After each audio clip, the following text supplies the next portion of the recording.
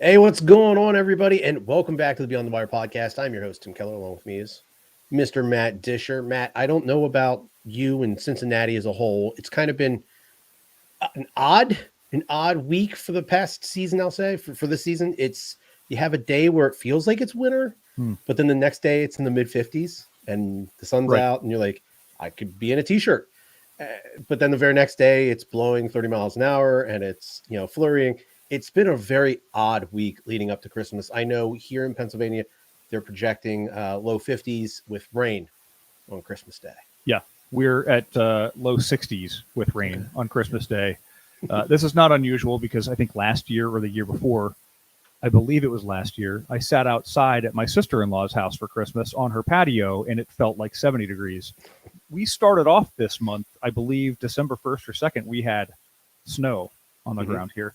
Mhm. So, I look backwards in time. I made the reference the other day that the day my son was born in February in 2011, it was 65, 70 degrees out. We had the hospital windows open, Oh, wow. and then In February. in February, and it was a nice warm day, and the birds were chirping, and the sun was out. But then a couple years later, 2014, 2015, the winters I very distinctly remember were, frozen over for months at a time. So this is the Midwest weather. We always like to joke, Cincinnatians like to joke around a lot that Cincinnati is like the most changing weather of any place in the United States. And you're probably, you're not too far away. Mm-hmm. We're right on the line. The Ohio River creates this barrier where like snow happens just to the north of us and rain happens just to the south. And we'll be right on the line. Somebody will get a massive snowstorm on Christmas, 20 miles north of Cincinnati. Yeah. And Cincinnati will just get rain and 50 degrees. It drives. Yeah, one of your relatives that lives 15 minutes away has to go out and shovel their yard, and you just have a very slick, wet driveway. Right, which is really tough to. It's wintertime. You want snow, or I know some people curse me for saying that. I like snow. I like to see the snow. I like the wintertime. If the wintertime is going to be cold, I want it to behave that way. Mm-hmm. I don't want it to be like, let's go out and slosh around in the rain, right? Yeah. Yep. Yeah, 100%. It was like I said, it's been very unseasonably like semi-warm. Hi to everybody that's checking in, James, Greg, so far. But yeah, because this morning the ground's cold, the air's warm, extremely huge, dense fog here in central Pennsylvania. It was just such an odd look, days leading up to Christmas. I'm in that same exact boat with you, Matt. If it's going to be cold, there might as well be some sort of payoff for it. That being the snow. Right. But hey, you know what? I always tell people when we get, these cold days and everybody's, oh, it's so cold, so cold. In literally a matter of weeks, we're going to be standing around going, man, it's so hot. So I always say that. It is like 10 weeks away. It's really not that far away. And we have a really short memory about that too. Yeah. It's exactly like that. It's so and then cold as soon as outside, you think it's miserable. unbearably hot, just go, right. Yeah, in 10 weeks, I'm going to be putting on a sweatshirt going, ooh, it's cold. Complaining it's too cold. You're absolutely right, though. And it is. It's the same thing. It's the same thing that happens every single year. We act like it's an anomaly. Like, man, it's never been this cold. I'm really tired of this weather. And then a couple weeks later, it's warm. Yeah, but we're looking at a potentially wet Christmas here in the Midwest. 60 degrees and wet. Yeah, that's odd. That's definitely odd. Yeah, so talking about that, we got the holiday coming up. Saturday is Christmas this year. So everybody out there, hope everybody has a very fantastic holiday with friends or family or loved ones.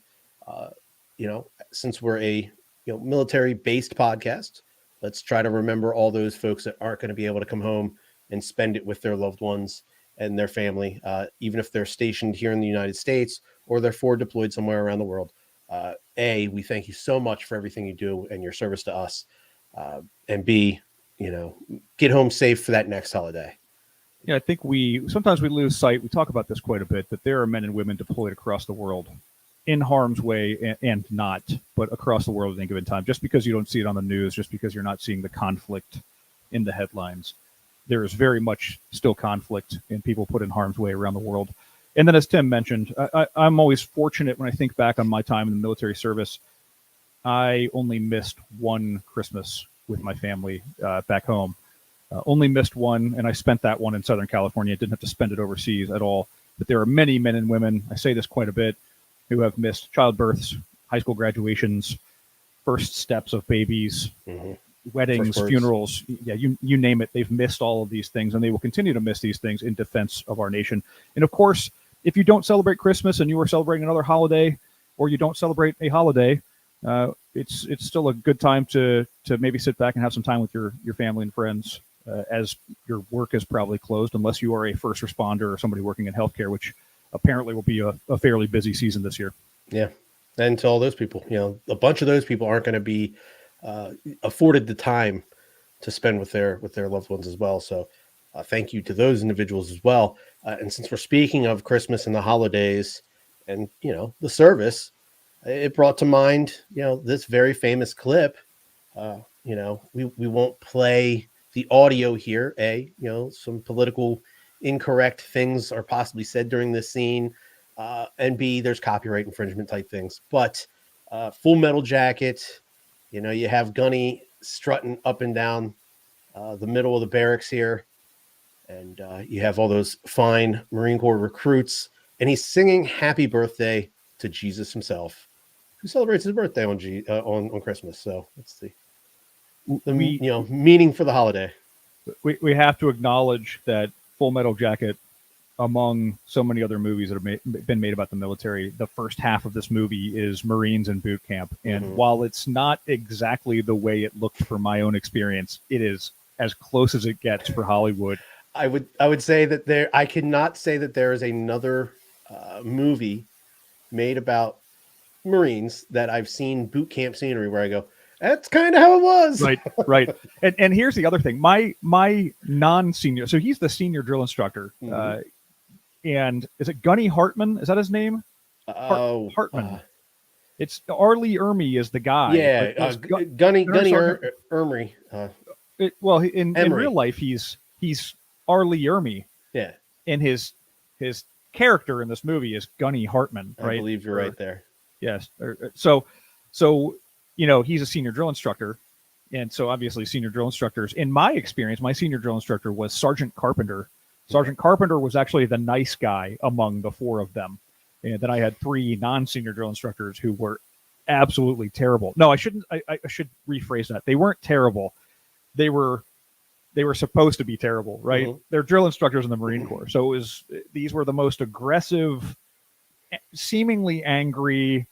They were there to push you to your absolute limits, mentally and physically, and see exactly how much you could take.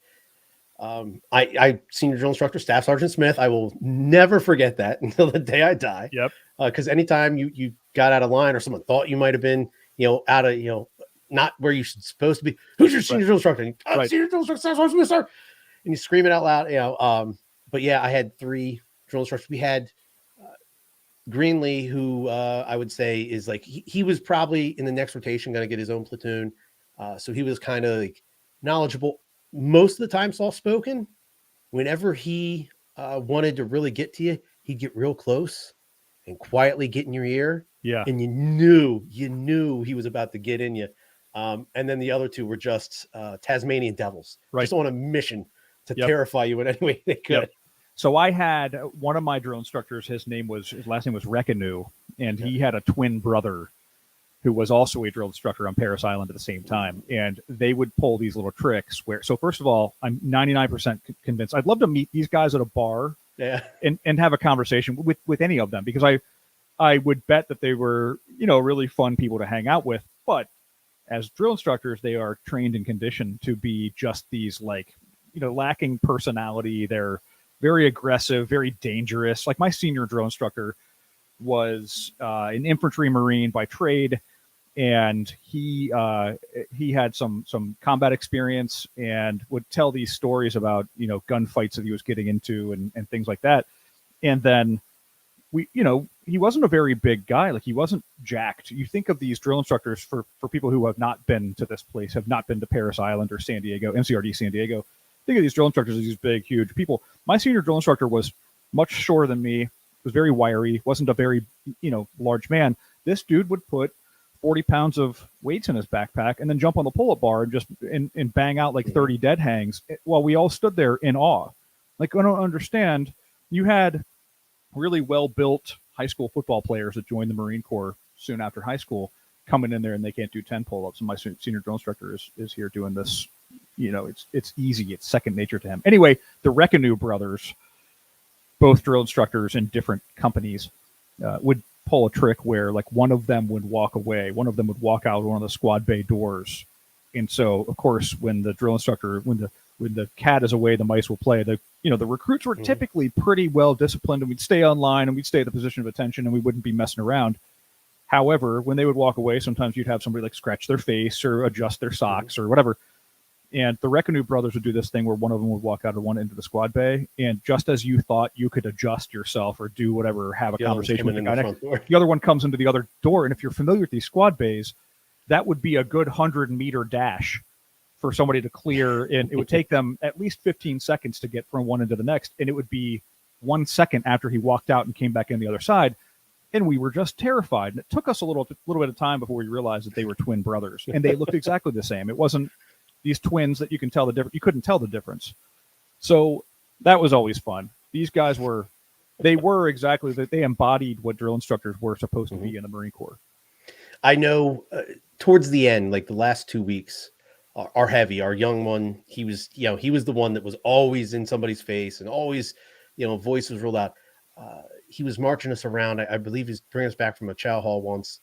And he was just kind of like asking people questions and trying to set them up, and someone gave him an answer that kind of broke him, and he did that move because they got the smoke he's on, and he just puts his head down, and you can tell he's holding something back, trying to keep his tact, and he snaps his head back up.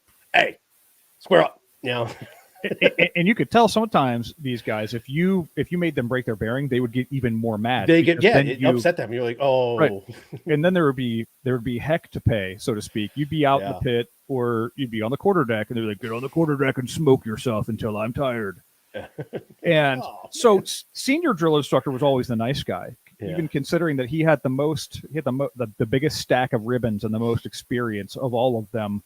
You'd think that he would be the terror, and that guy was. Don't get me wrong. When things went wrong, when needed to be, right, he was horrible, but he was like the father. He was like the strict but fair father. The one who would kind of push on you, and then he would he'd break if he needed to break, but just mean as heck, but fair. He was the one that would also distribute the mail to us when the mail would show up. Yep. So of course you're always like, thank you. Don't bite the hand that feeds. I know senior would occasionally, you do something bad, you're up there on the quarterdeck, you're getting smoked by one of the lower level drill instructors, and after about 10-15 minutes, senior drill instructor would step out of the office. All right, go back to your bunk. Right. Oh, thank gosh.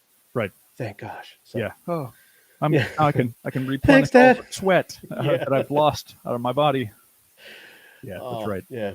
But Full Metal Jacket, if you haven't watched it, check it out.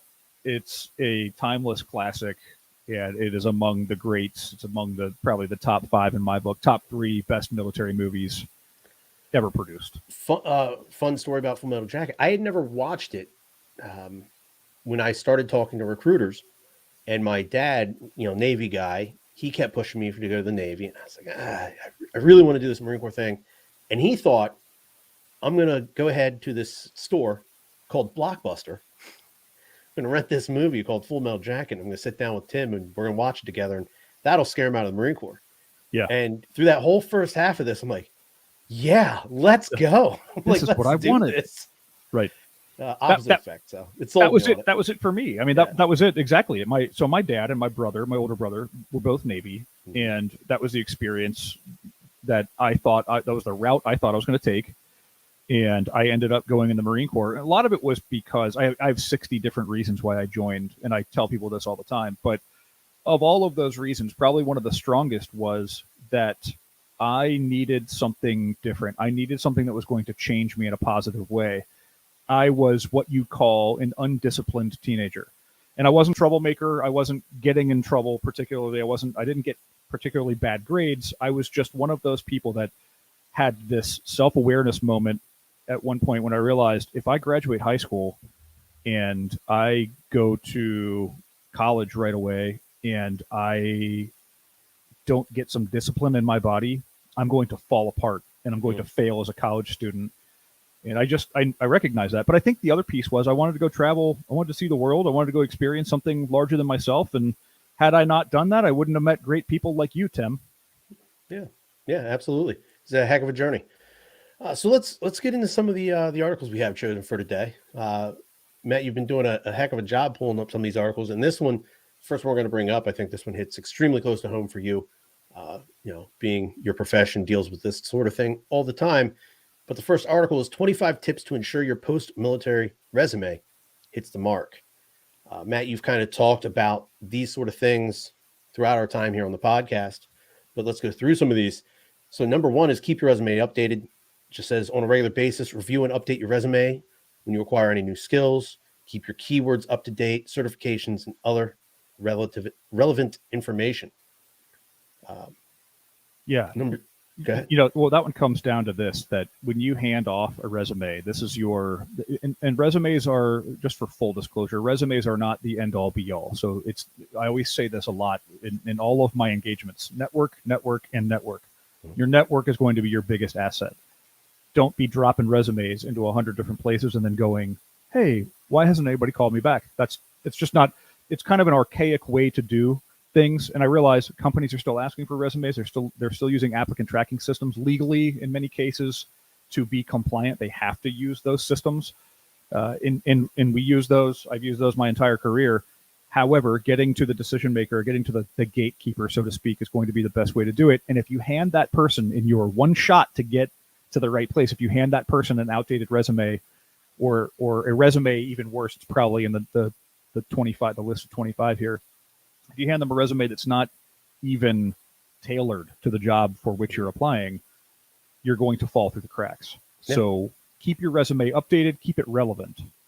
Number two is ensure your information is ATS ready. ATS stands for applicant tracking system. So most companies use something like this. Matt, you actually just brought it up, but this is a software essentially that kind of speed reads and proofreads a lot of these resumes and, kind of selects some ones out of their proofreading software. And those are the ones that get forwarded into HR or, recruiters' desks. If your resume includes too many creative embellishments, italics, bolds, things like that, misspelled words, it may not be able to be read by the software and therefore probably will not get passed along to the person that's going to start making these decisions. Number three, and Matt, again, this is something you've brought up many, many times on the podcast, is include focused keywords. So you say, look at the job description of the job that you're intending to apply for and make your resume kind of match that job description. So in ATS, applicant tracking system, and a human reader, scan resumes to match to the job description. Use keywords and terminology directly from the job listing. It's exactly what you said. This is the thing. The ATS systems are not making decisions for people. So there's a common misconception out there that the applicant tracking system is taking your information and saying, no, you're not a good candidate. What an applicant tracking system will do, a couple of things. One, if you answer questions that are requirements for that job, for example, if it says, I need you to have 2 years of experience using Microsoft Outlook, and you check, no, I don't have this, it'll automatically, in some cases, disqualify you. So that is one way. It's not really AI as much as it is you are disqualifying yourself by answering a question that simply says, if you're applying for a surgeon position and you have no experience being a surgeon, they're not going to even look at your resume. The system's going to disqualify you. But there's a common misconception that system is doing all of that work for people. What that system is doing is looking at resumes and looking at locations. There is a bit of AI. It can read certain pieces of your resume and summarize that for a recruiter or a hiring manager. It can also make decisions on, or it can perhaps guide decisions on if this person would be a good fit or not based on keywords. And it might rank them A, B, C, D, or 1, 2, 3, 4. It might say this is a top candidate or not a top candidate.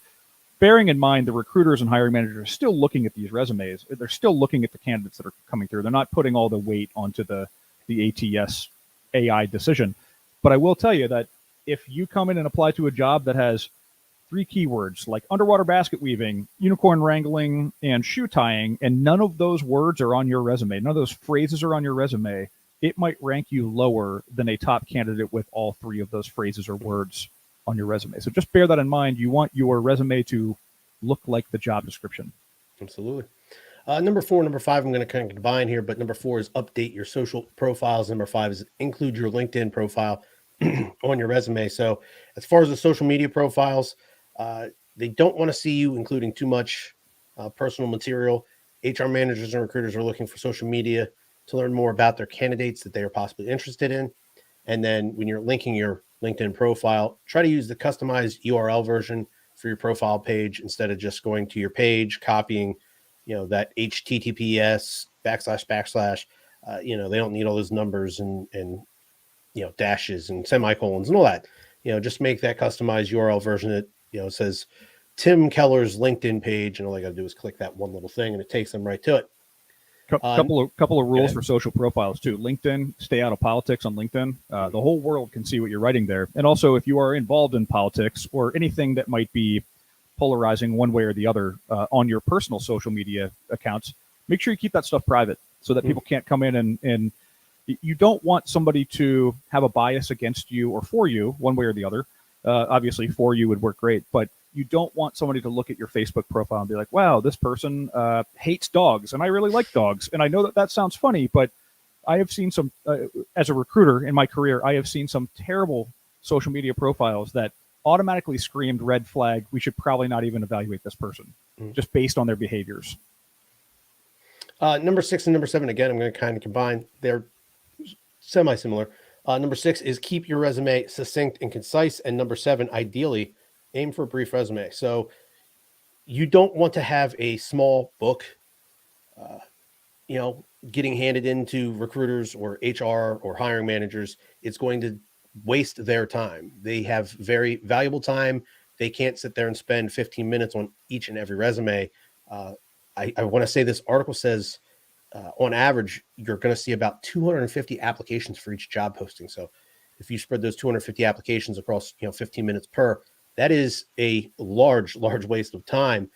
So keep these things succinct, concise, and keep them brief. Try to keep it down to one page, but don't try to, smash so much information in there. You're using, 4-point font and whoever's trying to read it can't.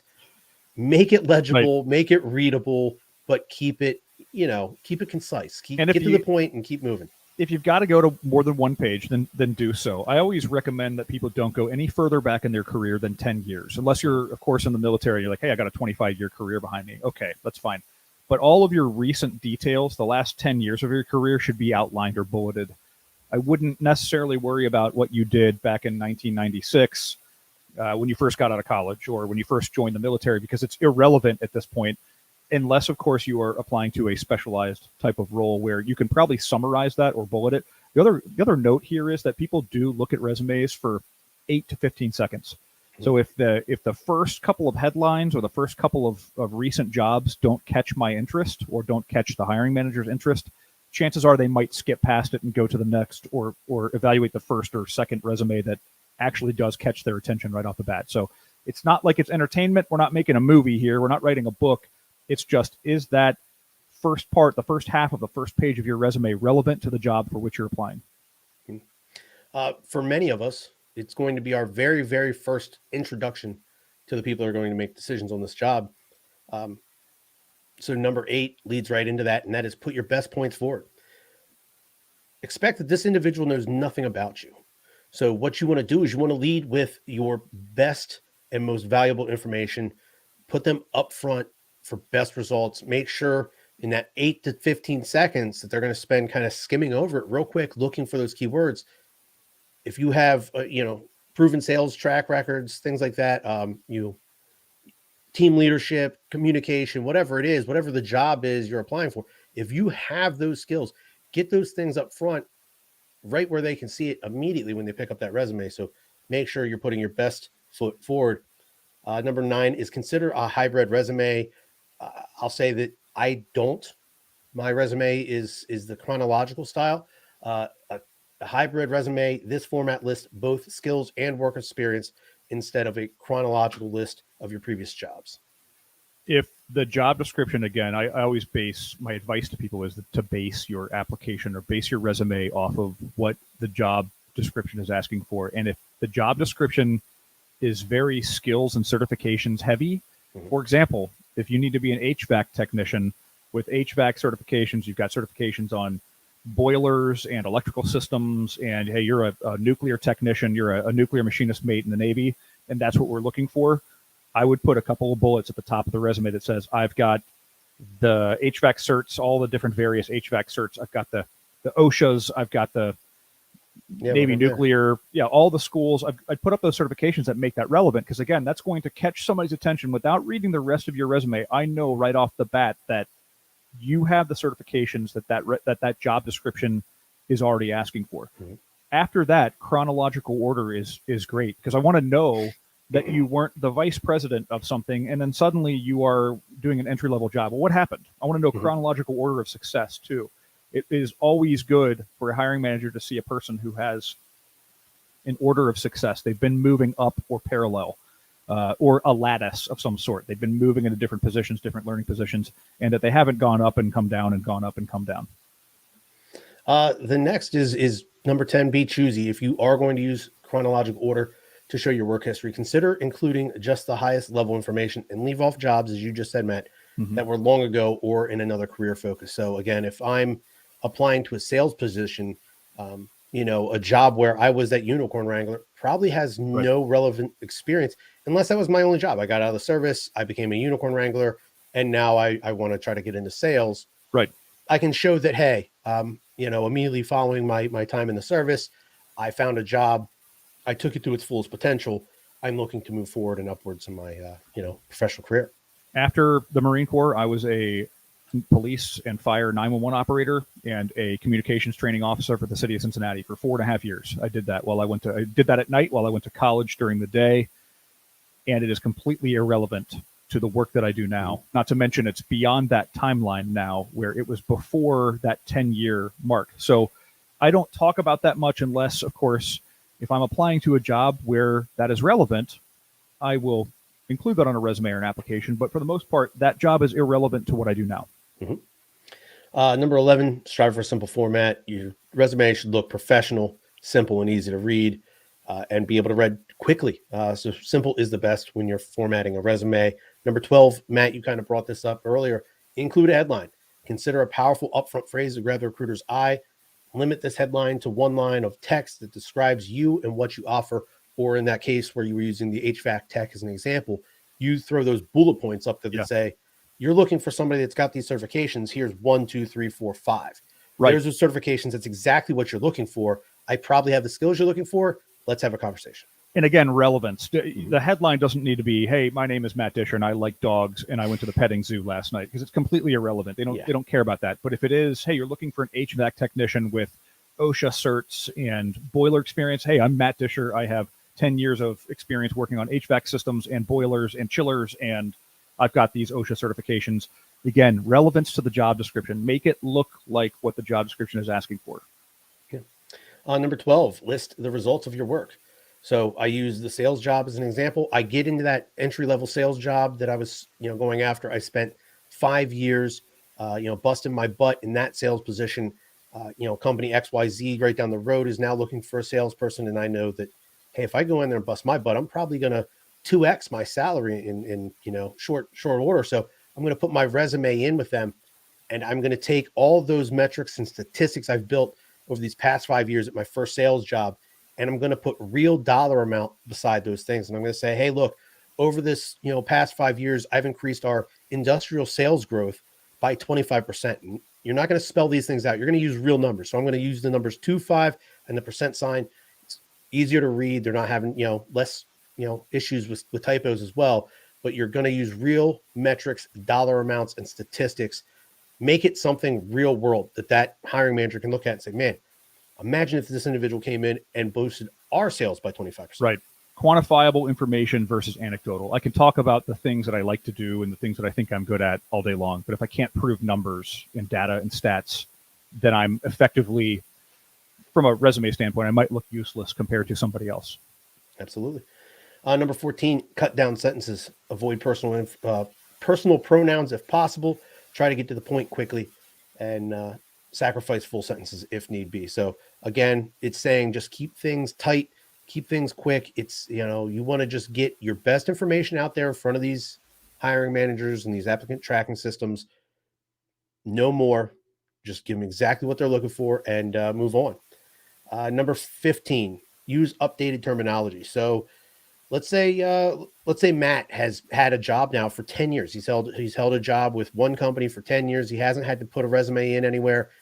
And he decides, you know what, maybe it's time to move forward. Maybe I want to be that VP over here, at this place down the road here.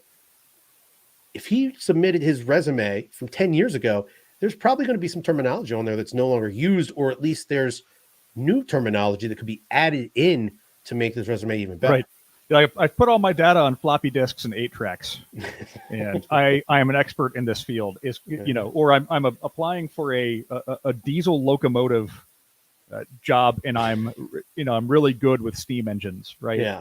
And I know that these are extreme examples, but it's the same thing. Technology is moving fast, and computer software and technologies are moving really fast. There are softwares and systems that we used even in talent acquisition 8 years ago that we don't use now. So those are things that applicant tracking systems, technologies, all these things that perhaps people aren't using. I'm great at Windows 95, yeah. but it's irrelevant. I've sent emails and I've been on AOL.com right. a handful of times. I'd be great to be that new Google engineer. That's another note, and I didn't skip ahead far enough, but one of the other things that we talk about, I don't see it on here. One of the other things that we talk about is that there are different terms or relevant items, like using an outdated email server. Like if your name it's a Matt Disher at AOL.com, that might say something to that recruiter who is now 27 years old and is like, I don't know what AOL is, A, and B, you've just dated yourself. And that's another thing. While age discrimination is illegal and it's not something that anybody should be partaking in, it still happens. And it's a very relevant concern for people. Don't date yourself with outdated references to things that might be, if it's a youthful team, it's a 28, 29, 30-year-old team, and that's the average age, and you're coming in like, hey, I still have my AOL discs that they used to send in the mail. Yeah. When I was 10 years old when those things came out. That's going to date me. That person can tell now that I am probably well beyond probably at the average age of the office. And again, while that's illegal to do, it happens. It still very well happens. I'll say I'm one of the older individuals on my team at work. And I want to say it was one of the younger guys, mid-20s. For whatever reason, I needed his personal email for something. I was probably going to send him something non-work related. And when he hit me with his email, it was an AOL. And I just go, whoa. And he goes, man, I got that when I was like 10 years old. And I go, okay, I don't think even 10 years ago I was still using AOL.com. But okay, all right, boss. Like, might want to look the update. Right. And somebody is probably listening to this like, wait a minute, I have an AOL account. And I still have AOL. I have a Hotmail account. And I know that sounds funny. That might sound funny to other people my age, because Hotmail was a big thing. It was 15, 20 years ago. I looked it up recently, and Hotmail has 600,000 users compared to Gmail's tens of millions or whatever it is. But I still have a Hotmail account. I don't use it. I just have it. Now, granted, I wouldn't put it on a resume. I wouldn't use it publicly. It's outdated now. And I know that sounds so silly. Like, what's the relevance? It's just an email account. It's that technology and data and info and security and all these things, they evolve with the systems. And right now, you're either using an Apple phone or you're using a Google-based Android phone. And so those are the systems that you use now, and it shows that you are technically or technologically savvy. Number 17, be mindful of law. Avoid including personal data that the employer cannot legally ask about. Marital status, disabilities, information about financial health. These are not things that they can ask about. Honestly, it's none of their business during the interview process. All of those things. No need to share any of that information. Know your rights, and also don't voluntarily share anything that is irrelevant to the job. Don't go in there and say, hey, I'm a disabled veteran. That's another thing. As much as we want to share that type of stuff, Again, discrimination shouldn't be happening, but it does. And that will tell somebody who doesn't fully understand. If I were to tell you that I'm a disabled veteran and you're unaware of what that means, and that it might not affect my work performance at all, you might still be thinking, well, this person might not show up to work because they have some sort of issue. Yep. And that's exactly, you have to kind of put yourself in other people's shoes. Don't volunteer information that is irrelevant to the job or your performance on that job. Absolutely. Number 18, tout your success. Highlight any special accomplishments, including new skills, interest, or work experience that might be relevant to the employer. So, let's say during this pandemic, you sadly got laid off and you decided, hey, I'm going to get into the world of podcasting. So you started doing some podcasting, learned how to edit audio, video, whatever it is. And, you decided, hey, I'd really like to get into this. And you're applying to like a local radio station.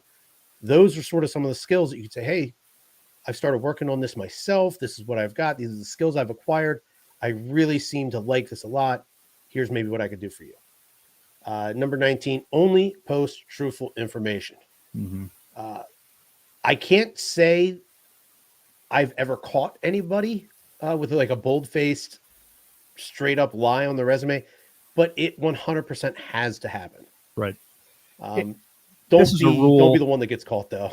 This is what we learned in kindergarten. I mean, this is basic 101 stuff. Tell the truth. And especially in a job, what you don't want to have happen is, and I've heard of this happening, where somebody somewhere knows somebody at your old employer, and you put on your resume that you were performing in the top 10% of everybody, and then it comes out that, in fact, that's not true, and you got fired because of something else. And if your employer finds out, especially if you're in an at-will state, which is in most cases, you're in an at-will employment state, they can just get rid of you because they think you lied. It's as simple as that. So go back to kindergarten, tell the truth, don't lie about things, don't embellish.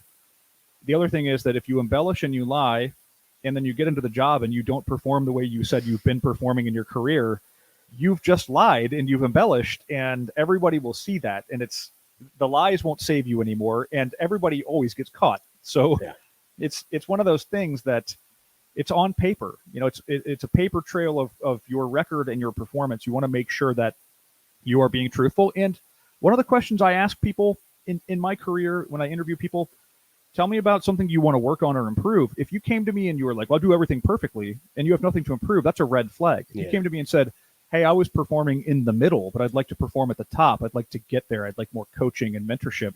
That's like a really good thing to say to somebody and kind of get to the point where, like, I want to hire somebody who is willing to learn and is willing to admit that there's still work that needs to be done. It also shows self-reflection and understanding of their weak points and their ability to, self-assess and say, hey, these are things I need to focus on. And, if I can bring them up on the par with some of these other skills I'm very proficient at, I'm going to be, an even much better employee. Absolutely. Number 20, include only technical skills relevant to the job. So this example, we've kicked around a bunch during this conversation so far, but proficient in Adobe Photoshop, great if you're applying to be a creative or graphic arts position, but not relevant if you're applying to be an investment banker. If I'm looking to be an investment banker, the fact that I can sit here and Photoshop things has nothing to do with my job. Right. So, keep the things relevant to the job you're applying for. 21, avoid listing non-specific skills. So whenever you can, you want to clarify and quantify what you've done that directly relates to the job or company. So instead of me saying, small team leadership skills, I want to sit there and detail who I've led, how I've led, and the impact of that leadership on the organization. This is one of those things. We all say this when we left the military. I have leadership skills. I have leadership experience. Every E4, E5 says that. Every O3, O4 says that. That doesn't mean anything. Saying that statement anecdotally doesn't mean anything. What they want to see, back to one of the previous numbers that we listed, they want to see quantifiable information. I led the outreach of training to 500 troops successfully with a 98% pass rate. That shows leadership or execution of plan. It's not, I led 13 people in austere situations and weird environments. Well, that's great. I mean, that's what everybody has to do at some point in time in a leadership career, but it doesn't mean you were effective at it.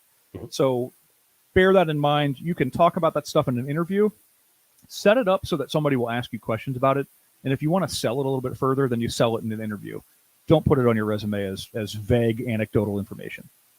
Absolutely. Number 22 is do not include any photos. No pictures of you, no pictures of your family in front of the Christmas tree, your dog, your cat, no pictures of, the beautiful little neighborhood you live in. No pictures. Right. None. This is another one of those.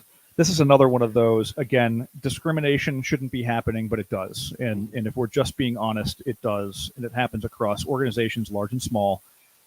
It's hard to get away from your headshot when we all have a LinkedIn profile. It's really hard to hide from social media in this day and age with the internet.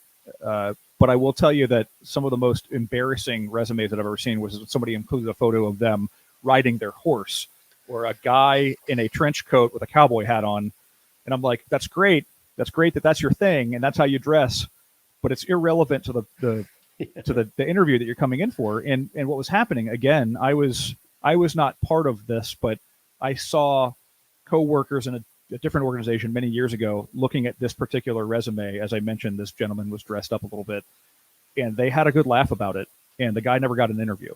And so it was unfortunate to see that it unfolded that way. I don't have any knowledge on that candidate, but this person essentially disqualified themselves before they even got there. And unless you're trying to be an actor, or on Broadway or something like that, there's no need for any sort of headshot to be included with your resume. No one needs to know what you look like until it's time to come in for the interview. Right. Number 23, be sure to include current contact information. Surprisingly, many resumes fail to include an updated phone number or email address. And Matt, we talked about it earlier. Try to keep something that kind of looks like it's somewhat up to date. I know at this point, Gmail's even 15 years old, probably. But it seems to be the major email account out there. No one's going to, bat an eye if you say, hey, timkeller@gmail.com. Right. Which isn't my email, so don't try to spam that email inbox. By the way, that would be a great email address, though. It's instead of, I like unicorns and fast cars at gmail.com. I'm not going to remember that. TacoTimmy@gmail.com. Right. Bear in mind, again, not mine. It should be professional. It should be easy to remember too, because I want to be able to punch it in to my computer and send you an email, and somebody else might see that email address at some point in time, and you don't want it to be embarrassing. Yeah, absolutely. Number 24, list hobbies and volunteer activities if they're relevant. For example, you might demonstrate your commitment to mentoring at-risk youth by including your volunteer work at local youth centers. The listing that you ran a 5K benefit at a pet shelter may not. So I know Matt's got his DAV 5K t-shirt on today. That's all well and good, but if he's, again, applying to be the investment, that means nothing. I play the drums. You can run 3.1 miles or whatever the heck it is. I play the drums, and I have a small YouTube channel that I started putting together. It's just chronicling all my adventures, called Dish Adventures, if anybody wants to check it out. But it's just like fun little, I take video clips of some vacations I'm taking, little trips. Yeah, it's fun. It has nothing to do with my job. It has nothing to do with anything that I would put on a resume. Unless, of course, I was going into a job or an application system that was asking me if I could be a musician or Travel Channel calls and is looking for like a new host. Right. You're like, YouTube video. I do this. Yeah. I say that I shoddily make them. I've taken a stab at it on my MacBook. It has a cool iMovie production. You can make movies in there. So I'm getting better every time I do it, but I'm by no means going to come into a company and be like, hey, I'm going to be your video editor now. Yeah. Well, I would consider what we do right here a hobby, Matt, but my next step in my career, this honestly has nothing to do with it. So me putting this on a resume of podcaster, like they're right. Okay. Yeah. Like, I guess that's neat. You should be decent on Zoom then. Right. You're going to be a great host or panelist. Yeah. When we need someone to present on Zoom, to be the moderator. To be the moderator of a conversation. There you go. Fantastic. And then number 25, and this is an odd line. It's a tough line to draw, but personalize it. Do not forget to reveal your personality and personal brand. Companies want to hire people whose values and goals align with theirs. Don't hide this side of yourself on your resume. You don't, again, want to make it too personal where you're saying, hi, I'm Tim, married, 3 girls at home, 2 dogs, a cat. Again, that sort of information is not needed, but Tim Keller, and whatever company it is, try to find out, do your research. That's just, Yeah. one Yeah. on one. Do your research on the company, find out what kind of values, maybe what their company policies are, things of that nature. Personalities. Yeah. Yeah. Culture. And try to say, if they're all about you know teamwork and leadership, highlight those and let them know that that is also something you very much value, and it's going to align very well with their company values. And And beyond that, the things that you might not include on your resume, like your philanthropic work or your hobbies and stuff like that, you can put those on your LinkedIn profile, and it's completely benign there. It they can see it and be like, hey, this guy plays the drums, but I didn't apply to a job and say, hey, I play the drums. It just happens to be in there, and these are the organizations with which I participate. This is where I donate money, and I mentor kids at this organization. mm-hmm. So relevant to the job, but you're going to look at my LinkedIn profile anyway, so you might as well see some of these things, and it'll tell you a little bit more about who I am. Yeah. But it's a very slippery slope to get really personal, even to personalize it on your resume, because sometimes you might be using really useful space to tell about your job performance previously to start talking about other stuff. So slippery slope. Use your best judgment. I play rec kickball. Right. I'm cool, a champion. Bub. I've actually been in the top 5% of rec kickball Yeah. players and champions in the United States. 2-time kickball home run champ. Right. Yeah. Now, I'll say this for somebody who's coming right out of the military or right out of college, it is completely relevant to say, hey, I was a team captain on the football team. For 6 years in a row, I did this, or for 7 years in a row, I was the reigning champion for arm wrestling or something like that. Well, earlier in the article, it talked about like quantifiable statistics and Right. things of that nature, and being able to say, I led, I oversaw the leadership training for 500 individuals with a 98% success rate. Mm-hmm. You coming out of college or coming out directly of the military, you don't have any of those sort of things, but Right. being able to say that you were, a platoon sergeant, a squad leader, captain of your college football team or high school team, that shows, other individuals in places of leadership and power decided you also showed those traits as well. And they Right. kind of put you in those spots to use those traits and start to build on them. And bear in mind, you have to explain some of those things too. If I'm a squad leader in the Marine Corps, the average civilian has no idea what that is.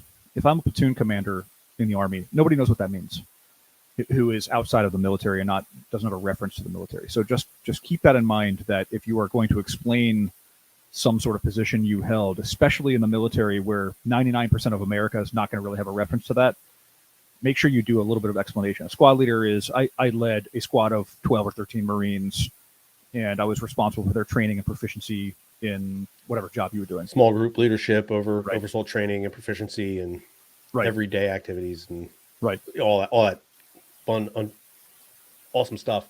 Right. Our next article, 5 things veterans can do when they hate their jobs. 1, it's not on this list, but prepare your resume. And we just went over all those 25 tips of how to have a rock solid resume. But whether it's your first post-military job or you're in the middle of a career and took a position that at this point feels wrong, possibly hating your job can have a huge detrimental effect on other areas of your life. Matt, you spoke a handful of times on the podcast. At one point in your professional career, you jumped at some money. At the time, it probably felt right. You're like, hey, they're offering me X amount of dollars. I'm gonna shoot my shot here. Yeah. And in a relatively short order, you began to feel this just is not a good fit for me. It's not working out. I probably need to make some sort of change down the line. And this kind of article talks directly about that. So 5 things veterans can do when they find out that they possibly hate their job. Number 1 is sharpen some skills while expanding others.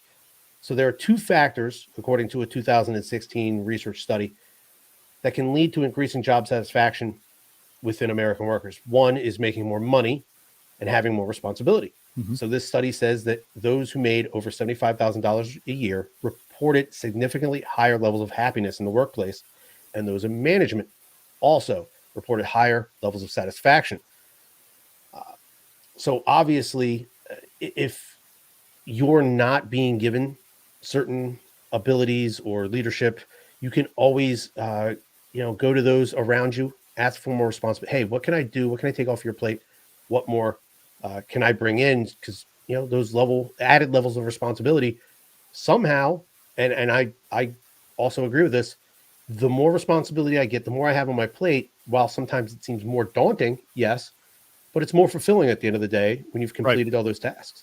But you got to look at what's driving you. So some people stay in jobs and they stick around and they want to work hard because they enjoy their boss or their team, or they like the company's mission. A lot of people work in nonprofits or philanthropic work because they enjoy the mission of the organization. They're not there to get rich, right? Some other people are like, I want to go make lots of money, and I also want to do work that I enjoy. And I think that there's a happy medium and a happy balance there.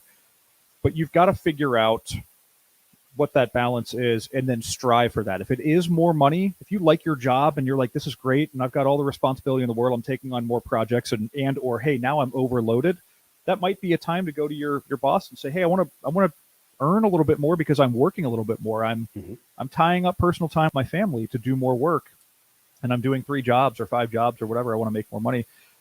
You just got to figure out what's going to motivate you, and if you're not satisfied in whatever it is that you're doing, then sharpen those skills. Go look at the job market. What jobs are paying really well right now? I've seen people drop their career to go to, we mentioned HVAC earlier, to go to HVAC school to be an HVAC technician, or to go to like a vocational career like plumbing or something along those lines, because skilled trades people are in such high demand. The jobs are paying well right now. And they'll probably never go out of demand. Right. And that's a thing. I half jokingly say this: if the power ever goes out and society has to start over again, people with those trades are going to be the most detrimental to put society back together. 100%. And of course, we don't like to think like that, but that's what's happening right now. When there's a shortage and we can't keep the lights on, or buildings can't stay intact, or infrastructure is collapsing and crumbling, you need people with these different skills. And of course, you can, if you don't like your job and you're tired of underwater basket weaving right now, you can go to school and probably even get a student loan or a grant of some sort, or for those in the military, use your GI Bill, and have a lot of this paid for you. Some of the unions will actually pay for it for you. So absolutely, bear that in mind too. There's a lot of opportunities sitting around out there that might take a little bit of work to get to, but go after it. We're actually seeing individuals that paid their way through college, teachers that are now leaving teaching jobs to go to places like Amazon, because right now it's a what we call a buyer's market. It's a job hunter's market. There's so many jobs out there and so many very good paying jobs, and more and more salaries continue to increase. These individuals say, man, I can go to Amazon and they're going to pay for me to go get my master's degree. And if I ever decide to go back into teaching, I can now go be a professor somewhere, or I can, maybe I could look to be a dean or a principal.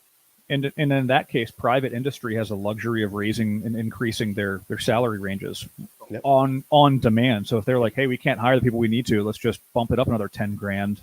Where the public sector teaching, for example, government jobs don't necessarily do that at that pace. And so you'll see a lot of people, yes, they'll just drop what they're doing and go earn a new education or something along those lines. And these educations don't have to be, we're not talking years and years of schooling to go work in a well-paying job. It's in some cases a few weeks or months where you can learn a skill, at least the basics, and then go work on a job. I know Amazon's opened that up where they're going to pay for people to go to college if you come and work for them. So, I mean, literally somebody right now that has graduated high school and maybe thought, I'll never be able to afford college.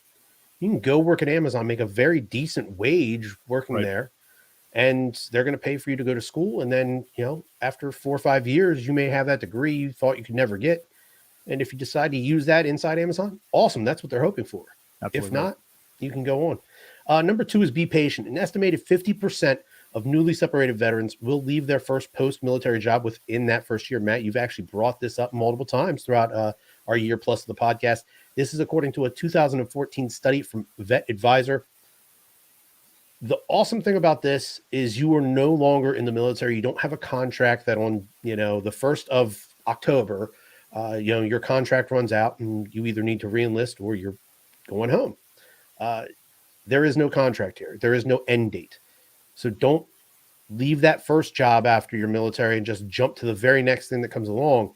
Take time, invest the time, do your research, find that company that you think is going to be that good fit, because obviously just jumping at the first thing post-military didn't work out so well. So take your time, do your research. And this is the thing. I tell a lot of people this. This is not a tattoo. It's not permanent. So whatever you end up after the military, I talk to a lot of people that are 6 months out from leaving the armed forces, and this applies to non-military people too. People are like, I have to go find something else. I'm not happy. I have to hurry up and just jump into something else. And as Tim mentioned, in my own career, I've moved around a little bit. I've sometimes moved for the wrong reasons. You know, it's a part of maturity. It's a part of growing up in your own career. You live and you learn.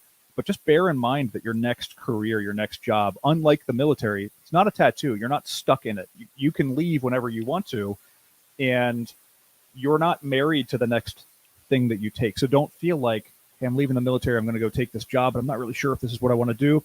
Hey, you know what? If it's not what you want to do after 6 months, bail out. If it's not what you want to do after a year, bail out. Now, the one caveat I will say there is bear in mind that you don't want to be seen or viewed as a job hopper. But that's, you know, we are funding our own retirements now. We're funding our own, we're paying our own mortgages, which means if you can get a good job that pays you well and gives you a good retirement plan, you can carry that retirement plan wherever you go.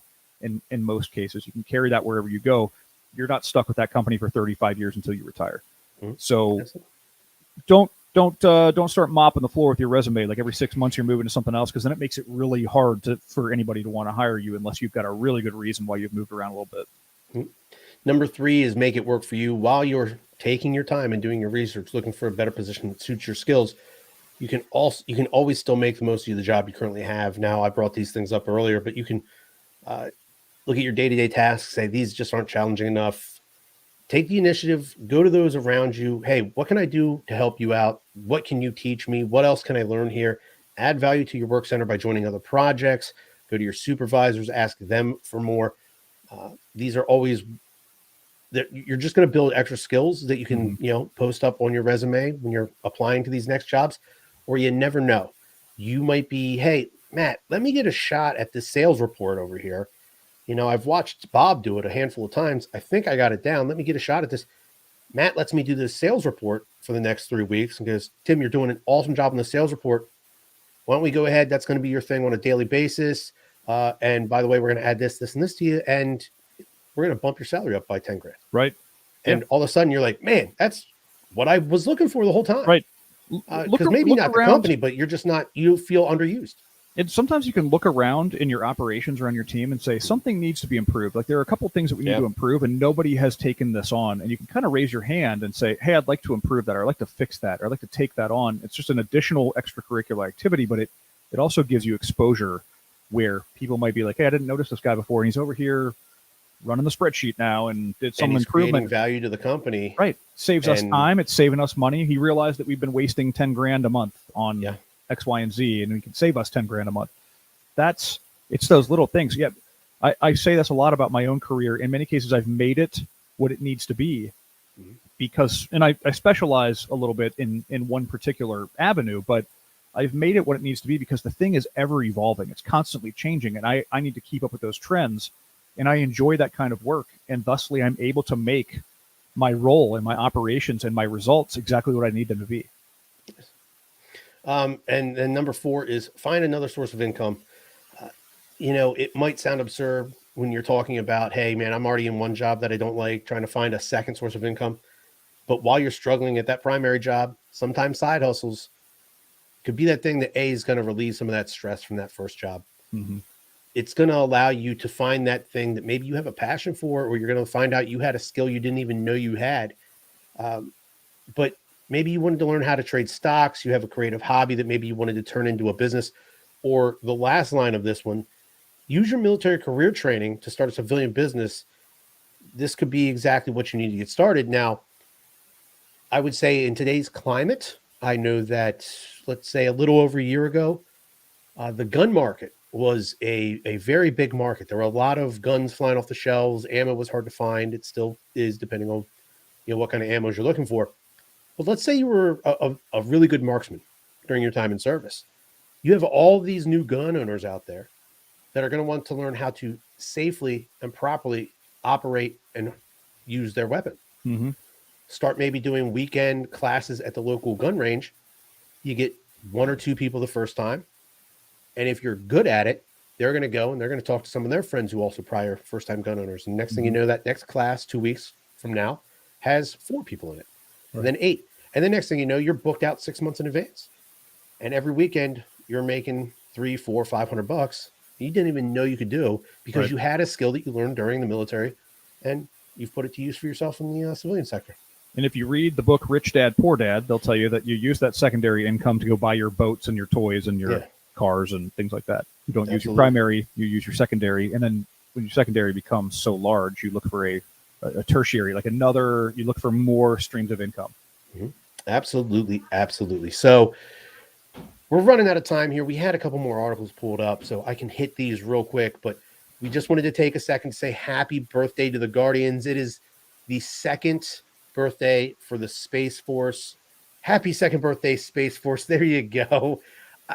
Oh, that is their logo. I forgot how much like Star Trek that thing looked. It is, right. I was like, is that a Star Trek? But no, that's Space Force. And I like to think that maybe they cut the birthday cake like the Marines cut it with the Marine Corps, the sword, that maybe they cut it with a lightsaber. I don't know. Just spitballing here. A lightsaber. That would be fun. But yeah, the 20th of December was the second birthday for the Space Force. So happy birthday. I want to say there's somewhere north of 6,000 members now in the Space Force. 6,650, according to the article. You can find the article on military.com. Happy birthday to the Guardians. Still kind of weird to me. I'll be honest. And then the last article we have up, this one came from militarytimes.com. It talks about Toyota's VOR. It is a photo archive we never knew we needed. If you're interested in this, you can go to Instagram. It is an Instagram page at Toyota's of War is the handle on Instagram. And anyone that has been deployed or honest to God has watched any sort of war movie over the past 20 years, you've seen from African warlords to people in the Middle East, Afghanistan, Russia, China, everywhere where there's a air quotes, your bad guy, they're probably in the back of a Toyota pickup with a huge turret and a very high caliber weapon. So I love this story. And I thought about this, like, would Toyota be upset by this or would they enjoy this? And I think it's a testament to the reliability of these vehicles. Now I drive a Toyota 4Runner. It is my fourth Toyota that I've owned. My wife also drives a Toyota. These things I have a Tundra in my driveway. Yeah. These things are like, they are some of the best made vehicles in the world, but these guys, you have to imagine, like, they're not dropping into a Toyota dealership and getting their oil change and their filters changed. So they're driving around out here shooting at each other and blowing, there's things exploding. You got some U.S. special operations guys driving like Land Cruisers, which are arguably one of the most reliable. I think the Land Cruiser has the highest rated reliability of any vehicle on the road or something like that. It's the longest lasting vehicle on the road. It's very expensive in the United States, but it's so amazing to see this. You can look up, Google it, Toyotas of War, and you'll just find picture after picture of troops rolling around. The other thing, Matt, in this picture you're screen sharing right now, the top left, I don't know what year that is. That's, I'd say mid to early 80s, if not late 70s pickup truck. Yeah, that thing's probably got a few 100,000 miles on it. It's been ran through dust, dirt, mud, sandstorms, rain, floods, God knows what. And it's still going. They're mini tanks. They're awesome. Probably a handful of bullet holes in that thing too. I mean, and that's the thing.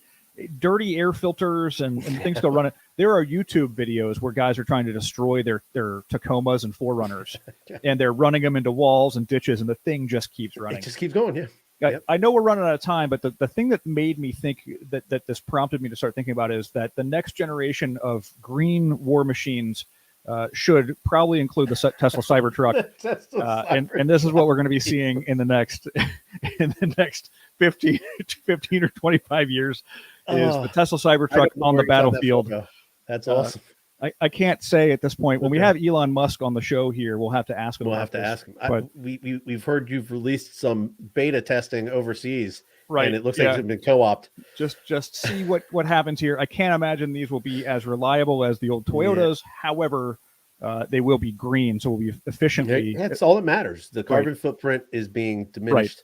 Right. So that's. I will say, did you watch the big release of the Toyota, or not Toyota, but the Tesla truck when Elon came out and they were showing all the and they threw that big ball bearing at the undestructible window, and it immediately just spiderwebs, and like, ooh, that wasn't supposed to happen. I have a conspiracy theory that happened on purpose because think about it, 1 million people were watching that, right? Mhm. But then when they hear that the windows broke, how many more people went and picked that up on YouTube and looked at that vehicle? So, I mean, it caused me to go look at it. I went and watched the video, and then I pre-ordered one of these things. You only have to put like $100 deposit on it, but bulletproof windows are bullet resistant. It doesn't mean that they won't crack or shatter or spider web. It just means a bullet won't get through them. That's true. That was the point I was bringing up to people at the time. If I threw that same ball bearing, it was probably a 10-pound ball bearing. Mm-hmm. If I threw that at my window of my Tundra sitting out in the driveway, that's going through that window. It's not going to just hit it and bounce off and spider web. So there is a definite plus side to it. It didn't completely just shatter the thing. But highly recommend Toyotas of War on Instagram.